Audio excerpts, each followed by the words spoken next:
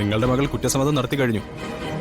അതുമാത്രമല്ല, നിങ്ങൾ വിനീതയോട് ചെയ്തതെല്ലാം വ്യക്തമായി പറഞ്ഞു തന്ന ഈ വീട്ടിലെ ഒരാൾ കൂടിയുണ്ട്.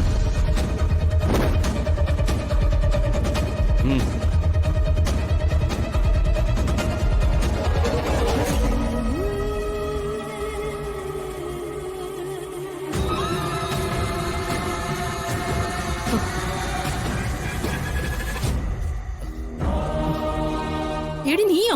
നോ. വേണ്ട. ഇനി നിങ്ങൾക്ക് രക്ഷയില്ല. വിനീത വേദന കൊണ്ട് പുളഞ്ഞിവിടെ കിടക്കുമ്പോഴും നിങ്ങൾ അത് കണ്ട് ആസ്വദിക്കായിരുന്നില്ലേ? അവളുടെ മരണം കണ്ട് ചിരിക്കായിരുന്നില്ലേ? ഇതിനൊക്കെ കോടതി നൽകുന്ന ശിക്ഷ മാത്രം അനുഭവിച്ചാൽ മതിയാവില്ല.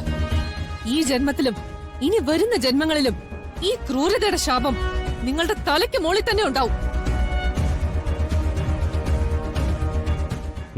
ശരി സാർ.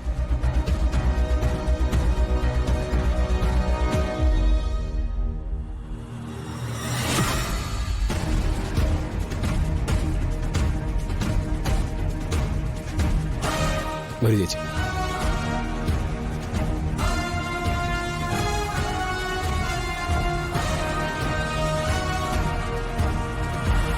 വളരെ യാദൃശ്ചികമായിട്ടാ ഞങ്ങൾ സീതമ്മയെ കാണുന്നത്. ആദ്യമെല്ലാം തുറന്നു പറയാൻ സീതമ്മയ്ക്ക് പേടിയായിരുന്നു. പക്ഷേ വിനീതയോടുള്ള സ്നേഹം കൊണ്ട് സീതമ്മ എല്ലാം തുറന്നു പറഞ്ഞു.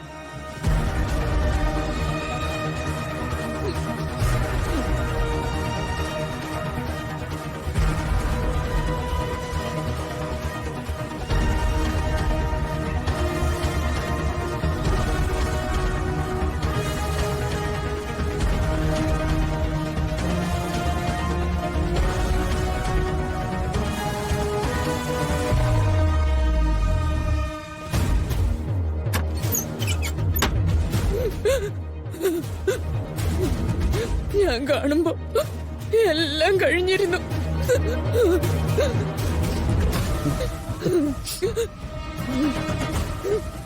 അത് ഞാൻ എന്റെ കണ്ണുകൊണ്ട് കണ്ടതാ. ഞങ്ങളോടൊക്കെ ഒന്ന് സംസാരിക്കുന്ന ഒരേ ഒരാളാ കൊച്ചായിരുന്നു.